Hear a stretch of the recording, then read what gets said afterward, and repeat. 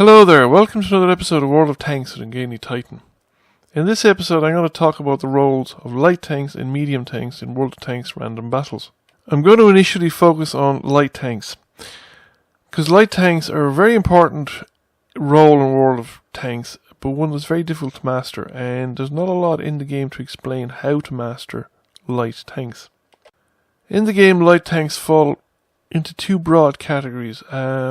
There's tiers 1 to 3, where a lot of the tanks are light tanks for many nations, because at this stage it's pre-World War II, and a lot of nations were using and building the light tanks in order to experiment with tank warfare. They were using them as training vehicles to work out how to actually work with tanks operationally.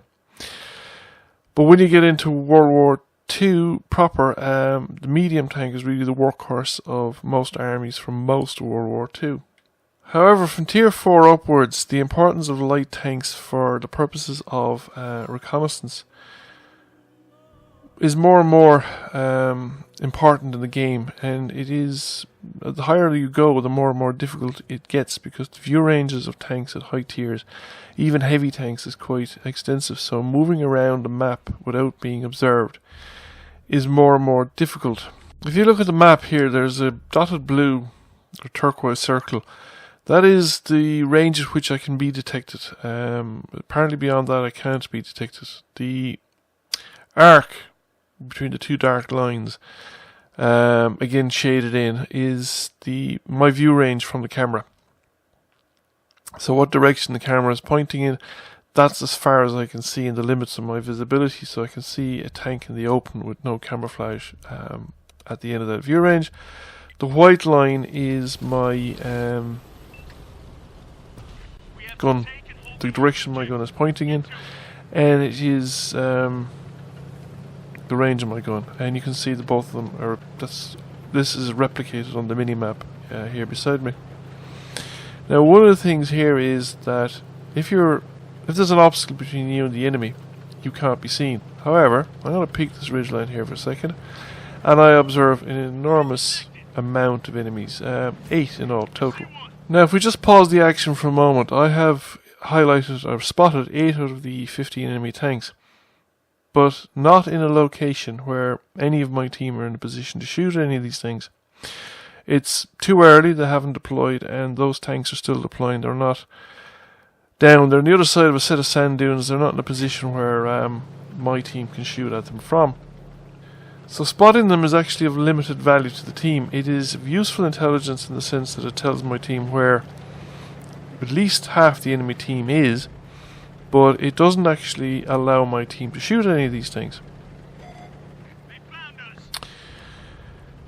So one of the things that you need to do in a light tank is to position yourself so that you can relay the position of enemy tanks, and that your team can take advantage of this information. Now it is useful for them, like I said, to know where the enemy team is heading at the start of the game, so this is useful information. And it's important that I survive the experience as well, because I can then continue on later on in the game to continue providing information like this to my team. However, too often you see light tanks lighting up an enormous number of enemy tanks like that, and then dying from the experience because they too have been spotted. They're out in the open and they're attempting just to use their speed rather than cover to protect themselves from enemy tanks. This is one of the reasons why Sixth Sense is one of the most useful skills on a light tank, because it lets you know if you've been spotted, either in your current location or on your approach to that location. One of the things you should be aware of, particularly if you're attempting to passively scout, that is, scout while remaining undetected, is that if you've been observed going to a particular direction or quadrant of the map, an enemy tank that remembers that you were somewhere around might be able to work out what particular bush you're hiding in by virtue of the fact that his Sixth Sense goes off. And if you're in an isolated piece of cover that doesn't have other pieces of cover nearby, you might be able to work out and just blind fire your position. Other considerations when scouting is not only can your allied tanks shoot at the targets that you're highlighting, and that they're not engaged in other targets, because generally players that are engaged in targets continue to engage those targets until they either go away or they kill them and don't engage fresh targets while they still have whatever they're shooting at existing targets available. Signal range is also a consideration, particularly at the lower tiers where signal ranges can be relatively short. If you're outside the signal range of your allies, you cannot relay the positions of tanks that you spot to your allies, so they don't know where you are on the map, and they also don't see anything that you see. Now, like I said, passive scouting can be very powerful. I'm here in a bush, less than 200 meters from that T-29, and he doesn't know that I'm here, but I've observed him, and I've already picked up 6 damaging ribbons. I can move in the bush because I'm a light tank, and the movement doesn't reduce my camera rating. So I'm getting the advantage of the bush and of the being a light tank. If you are going to concentrate on passive scouting, now this is the Walker Bulldog, I haven't set it up for passive scouting ideally. I would use camouflage and binoculars to maximize your view range, because you're still quite a bit of the time. I don't shoot here because if I shoot I would give away my position, as you will see towards the end of this clip. So the other alternative to passive scouting is active scouting. In that case you are mobile constantly, but just trying to avoid and staying in cover, just peeking up enough to spot the enemy tanks. Now at this point I decided to try and track that T-29. Failed, so I got spotted immediately, and as soon as I did I just moved, because it would be worth their while sticking their nose around the corner and shooting at me. And I felt safe enough coming up here because it would continue to allow me to spot, and I didn't think there was anybody across the valley. So light tanks can play a harassing role as well on the battlefield. However, you want to be careful about the harassing role. You don't have a lot of hit points. You can't trade shots, or you can't trade hit points with the enemy. Generally you're not doing the alpha damage that an enemy tank, any enemy tank, will do back to you, except another light tank. They'll hit you harder. You have less hit points, and you generally have no effective armor. You might bounce the odd shot, but that's completely pot luck. Now here I wasn't spotted shooting that T-54, but as soon as the Lycan, which is another light tank, came into view, he spotted me immediately. So again I have to move out of my location. And at this point I switched to a more active scouting role,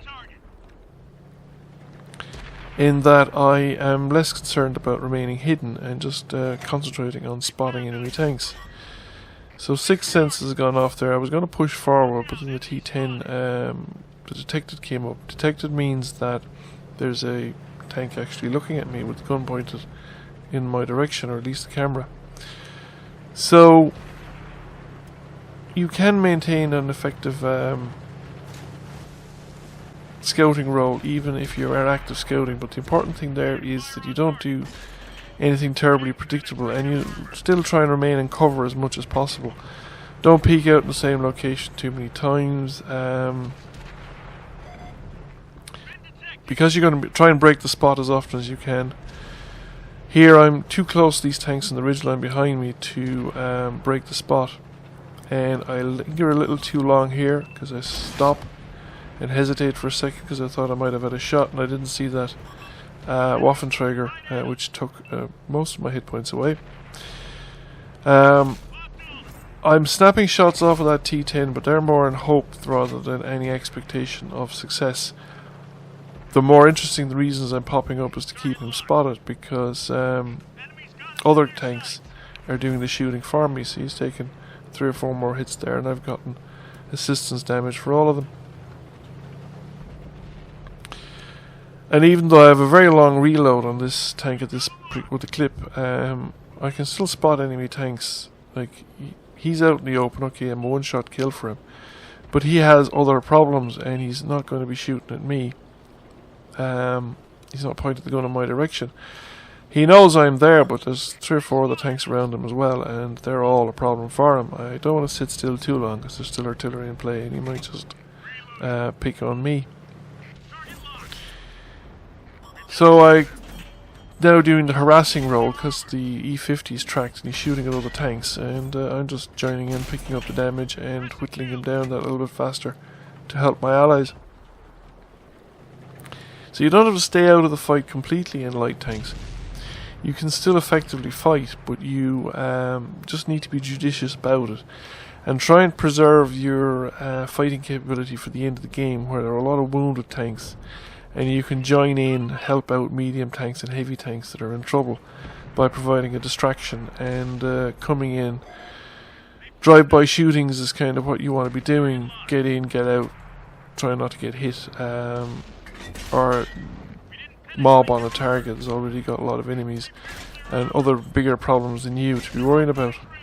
Like this AT-15, he has other problems than me. I'm not getting that many hits in, but just enough to whittle him down. And that pretty much is it for light tanks. If you want more detail, you really need to go on YouTube and watch people who are playing light tanks and demonstrating and highlighting how they play, and watch how people who are light tank experts, and much more so than I, play light tanks. Now let's talk about medium tanks. As I said earlier, these tanks were the workhorses of various armies in the early war to the mid-war period, and quite a lot of them were still in service at the end of the war, like the Panzer IVs, the American M4s, and well, the British were different, as per usual. However, tanks covered by the medium tank line in World of Tanks generally were medium tanks. The exception would be, again, the British. The Comet here is a medium tank, but was built on the cruiser model, still based on the cruiser ideas. Matilda, looking here, is also considered a medium tank, but it's really more of a heavy tank. It was an infantry tank under the British system. So medium tanks are the most versatile. They're the jack of all trades tanks in World of Tanks. They can, depending on the tank, and again, I'm speaking in very broad brushstrokes and very broad generalities. Medium tanks can generally take on any particular role on the battlefield, but not all medium tanks can do it. For instance, the Comet is more like a light tank than a heavy tank, and while it can take on the light tank roles, and it can take on, to a certain extent, TD type roles, it's best actually used as a flanking tank and a ridgeline fighter because it's got very good gun depression. The Pershing would be, again, more of support. I mean, all medium tanks are more for support. They're not really meant for frontline action, but they can do it on a pinch if they have to. But it's just not recommended, and it's not something you'd normally try and do. And a pack of medium tanks is probably the most lethal thing you'd ever run into. If you ever run into a coordinated pack of medium tanks in World of Tanks, it is the most miserable experience you'll ever have, particularly in a heavy tank. And if you are in a pack of medium tanks, either in a platoon or just a spontaneous one that can occasionally erupt in a game, it's actually some of the most fun you'll ever have in World of Tanks. So the medium tanks are generally characterized by mobility and guns. They generally have pretty good guns, rapid firing. Don't do a lot of damage per shot, but they do a lot of damage over time. And they generally have, depends again on the tanks, but they have, good gun depression, a lot of them. But that's not universal. Certain nations, the Russians and the Chinese, would be less inclined to have good gun depression. The Americans and the British would have good gun depression. Strong turrets are often a feature, particularly in Russian mediums. So they're very versatile tanks, and a lot of the top players really like medium tanks because you can be incredibly decisive in a game of World of Tanks if you know what you're doing and you have very good situational awareness and you're driving a medium tank.